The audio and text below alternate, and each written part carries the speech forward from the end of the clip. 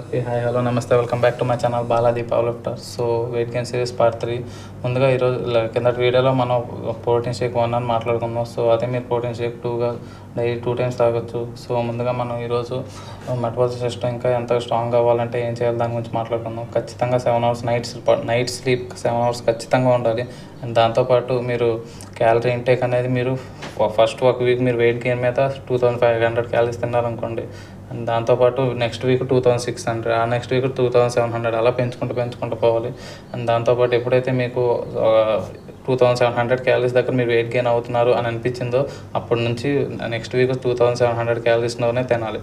And దాంతోపాటు ఇంకా calorie ఇంటేక్ని మీరు లిక్విడ్ క్యాలరీస్తో మీరు క్యాలరీ ఇంటేక్ని పూర్తి చేయాల్సి ఉంటుంది. ప్రోటీన్ ఇంటేక్ కూడా హైలో ఉండాలి, గుర్తుపెట్టుకోండి. Protein intake, calorie intake and carbohydrates ఖచ్చితంగా తీసుకుంటూ గుడ్ ఫ్యాట్స్ ఇస్తూనే బాడీకి, అప్పుడే మీరు ఖచ్చితంగా ఈ 3 కరెక్ట్ చేస్తే వెయిట్ గెయిన్ అవుతారు.